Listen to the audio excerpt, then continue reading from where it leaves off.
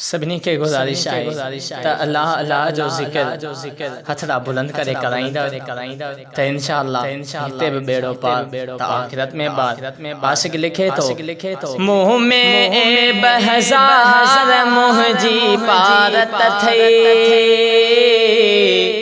महशर में सरदार मुंहिंजी पारत थई महशर में सरदार मुंहिंजी पारत थई मुँह में 1000 मुंहिंजी पारत थई महशर में सरदार मुंहिंजी पारत थई महशर में सरदार मुंहिंजी पारत थई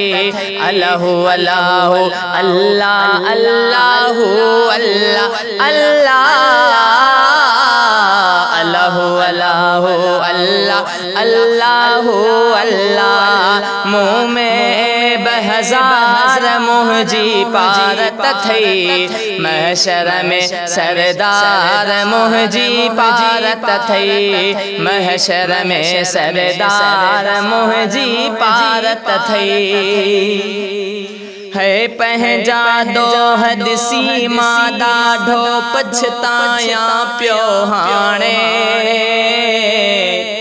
मूं जहिड़े बदकार जो सुहिणा छा थींदो सुभाणे नेणे वहा यमुनार मुंहिंजी पारत थई महशर में सरदार मुंहिंजी पारत थई महशर में सरदार मुंहिंजी पारत थई अल्लाह अल्लाह अल्लाह अल्लाह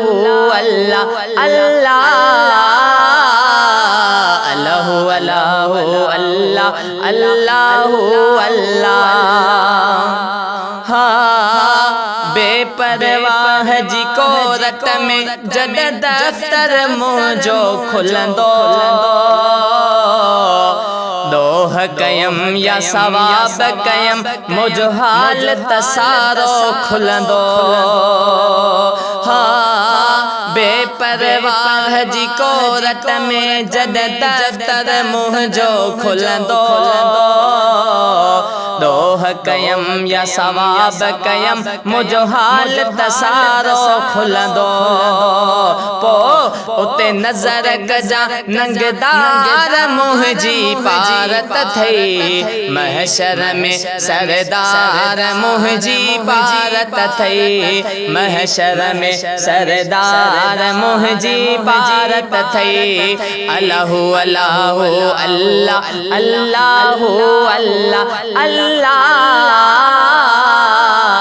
अल्लाह अल्लाह अल्लाह अल्लाह अल्लाह हाँ कहिड़ियूं ने क्यों कहिड़ियूं कमायूं मूं वटि कुछ बि त नाहे मां सदको वञाए आजिज़ बुरड़ो तुंहिंजे सहारे आहे हाँ कहिड़ियूं ने क्यों कहिड़ियूं कमायूं मूं वटि कुछ बि त नाहे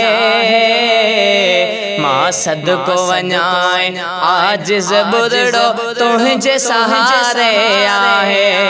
उते अचजा यतीमन यार मुंहिंजी पारत थई महशर में सरदार मुंहिंजी पारत थई महशर में सरदार मुंहिंजी पारत थई अल्लाह अल्लाह अल्लाह अल्लाह अल्लाह अल्लाह अल्लाह अल्लाह अल्लाह अल्लाह अल्लाह मुँह में 1000 मुंहिंजी पारत थई महशर में सरदार मुंहिंजी पारत थई महशर में सरदार मुंहिंजी पारत थई अल्लाह अल्लाह अल्लाह अल्लाह अल्लाह अल्लाह अल्लाह अल्लाह अल्लाह अल्लाह अल्लाह